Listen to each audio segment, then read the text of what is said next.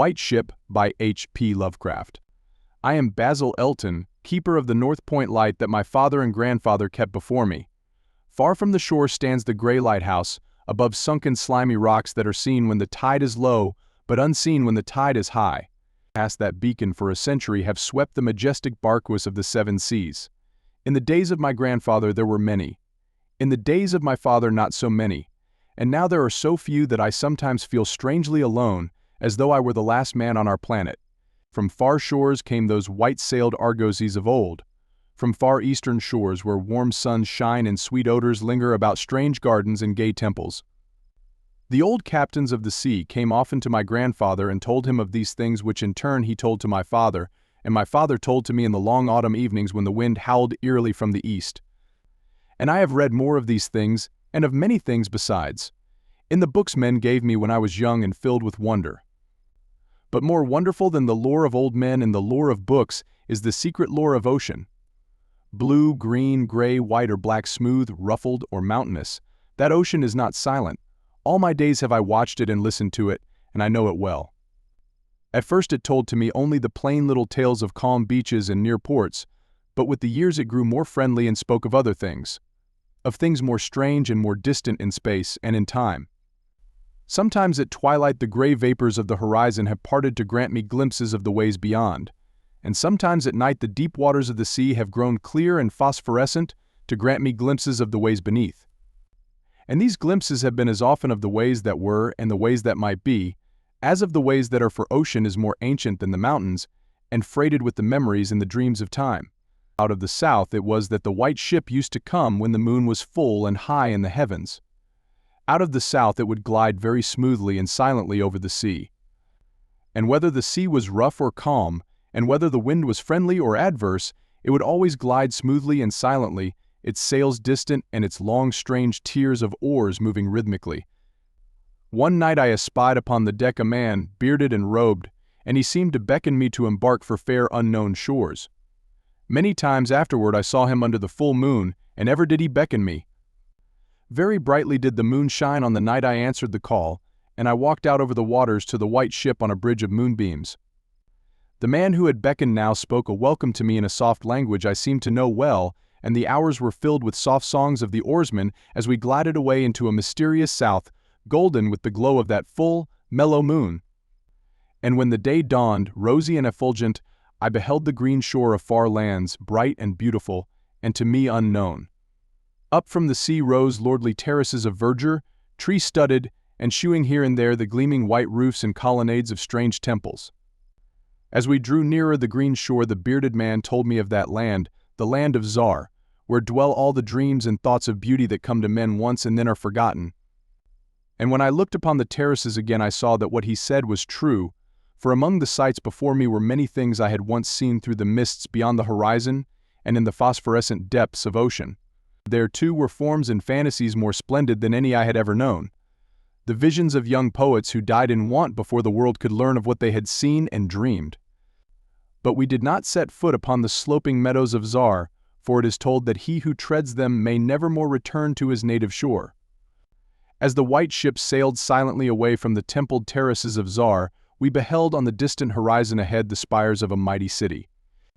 And the bearded man said to me, "This is Thalarion, the city of 1,000 wonders, wherein reside all those mysteries that man has striven in vain to fathom." And I looked again at closer range and saw that the city was greater than any city I had known or dreamed of before. Into the sky the spires of its temples reached, so that no man might behold their peaks. And far back beyond the horizon stretched the grim, gray walls, over which one might spy only a few roofs, weird and ominous, yet adorned with rich friezes and alluring sculptures. I yearned mightily to enter this fascinating yet repellent city, and besought the bearded man to land me at the stone pier by the huge carven gate a carriole. But he gently denied my wish, saying, "Into Thalarion, the city of 1,000 wonders, many have passed but none returned. Therein walk only demons and mad things that are no longer men, and the streets are white with the unburied bones of those who have looked upon the eidolon Lethe." That reigns over the city, so the white ship sailed on past the walls of Thalarion, and followed for many days a southward flying bird, whose glossy plumage matched the sky out of which it had appeared. Then came we to a pleasant coast gay with blossoms of every hue, where as far inland as we could see basked lovely groves and radiant arbors beneath a meridian sun. From bowers beyond our view came bursts of song and snatches of lyric harmony, interspersed with faint laughter so delicious that I urged the rowers onward in my eagerness to reach the scene. And the bearded man spoke no word but watched me as we approached the lily-lined shore. Suddenly a wind blowing from over the flowery meadows and leafy woods brought a scent at which I trembled.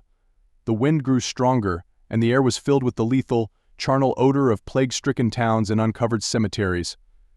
And as we sailed madly away from that damnable coast, the bearded man spoke at last, saying, "This is Jura, the land of pleasures unattained."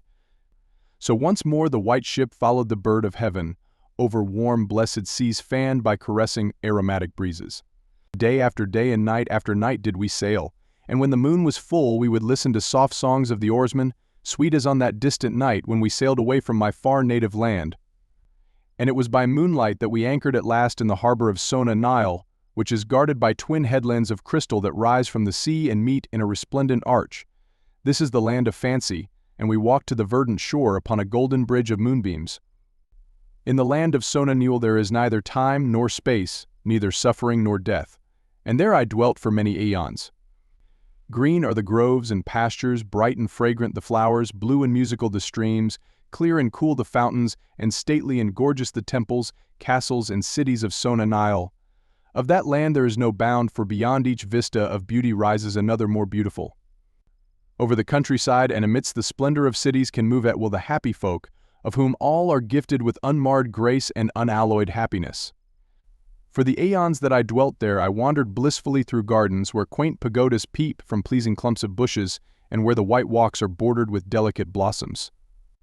I climbed gentle hills from whose summits I could see entrancing panoramas of loveliness, with steepled towns nestling in verdant valleys, and with the golden domes of gigantic cities glittering on the infinitely distant horizon.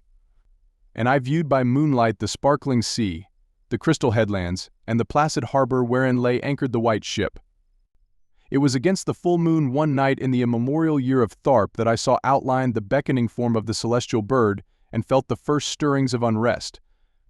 Then I spoke with the bearded man, and told him of my new yearnings to depart for remote Cathuria, which no man hath seen, but which all believe to lie beyond the basalt pillars of the west. It is the land of hope, and in it shine the perfect ideals of all that we know elsewhere. Or at least so men relate. But the bearded man said to me, "Beware of those perilous seas wherein men say Cathuria lies.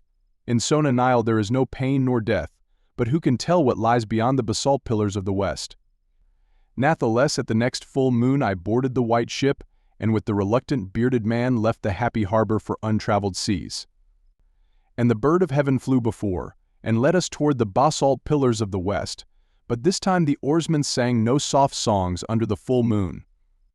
In my mind I would often picture the unknown land of Cathuria with its splendid groves and palaces, and would wonder what new delights there awaited me. Cathuria, I would say to myself, is the abode of gods and the land of unnumbered cities of gold. Its forests are of aloe and sandalwood, even as the fragrant groves of Cameron, and among the trees flutter gay birds sweet with song. On the green and flowery mountains of Cathuria stand temples of pink marble, rich with carven and painted glories, and having in their courtyards cool fountains of silver, where purl with ravishing music the scented waters that come from the grotto-born river Narg. And the cities of Cathuria are cinctured with golden walls, and their pavements also are of gold. In the gardens of these cities are strange orchids, and perfumed lakes whose beds are of coral and amber. At night the streets in the gardens are lit with gay lanthorns fashioned from the three-colored shell of the tortoise, and here resound the soft notes of the singer and the lutenist. And the houses of the cities of Cathuria are all palaces, each built over a fragrant canal bearing the waters of the sacred Narg. Of marble and porphyry are the houses, and roofed with glittering gold that reflects the rays of the sun and enhances the splendor of the cities as blissful gods view them from the distant peaks. Fairest of all is the palace of the great monarch Dorieb, whom some say to be a demigod and others a god. High is the palace of Dorieb, and many are the turrets of marble upon its walls. In its wide halls may multitudes assemble, and here hang the trophies of the ages. And the roof is of pure gold, set upon tall pillars of ruby and azure, and having such carven figures of gods and heroes that he who looks up to those heights seems to gaze upon the living Olympus.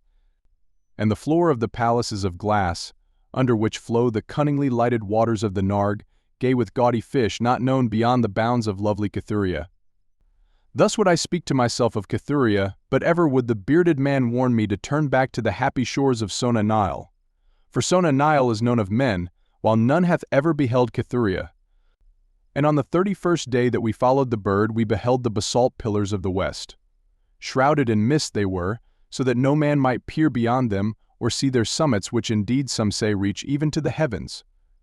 And the bearded man again implored me to turn back, but I heeded him not, for from the mists beyond the basalt pillars I fancied there came the notes of singer and lutanist, sweeter than the sweetest songs of Sona-Nyl, and sounding mine own praises. The praises of me, who had voyaged far under the full moon and dwelt in the land of fancy. So to the sound of melody the white ship sailed into the mist betwixt the basalt pillars of the west, and when the music ceased and the mist lifted, we beheld not the land of Cathuria, but a swift rushing resistless sea, over which our helpless bark was borne toward some unknown goal. Soon to our ears came the distant thunder of falling waters, and to our eyes appeared on the far horizon ahead the titanic spray of a monstrous cataract, wherein the oceans of the world dropped down to abysmal nothingness. Then did the bearded man say to me, with tears on his cheek, "We have rejected the beautiful land of Sona-Nyl, which we may never behold again. The gods are greater than men, and they have conquered." And I closed my eyes before the crash that I knew would come, shutting out the sight of the celestial bird which flapped its mocking blue wings over the brink of the torrent. Out of that crash came darkness, and I heard the shrieking of men and of things which were not men. From the east tempestuous winds arose, and chilled me as I crouched on the slab of damp stone which had risen beneath my feet. Then as I heard another crash I opened my eyes and beheld myself upon the platform of that lighthouse whence I had sailed so many eons ago. In the darkness below there loomed the vast blurred outlines of a vessel breaking up on the cruel rocks, and as I glanced out over the waste I saw that the light had failed for the first time since my grandfather had assumed its care. And in the later watches of the night, when I went within the tower, I saw on the wall a calendar which still remained as when I had left it at the hour I sailed away. With the dawn I descended the tower and looked for wreckage upon the rocks, but what I found was only this: a strange dead bird whose hue was as of the azure sky, and a single shattered spar, of a whiteness greater than that of the wave tips or of the mountain snow. And thereafter the ocean told me its secrets no more. And though many times since has the moon shone full and high in the heavens, the white ship from the south came never again.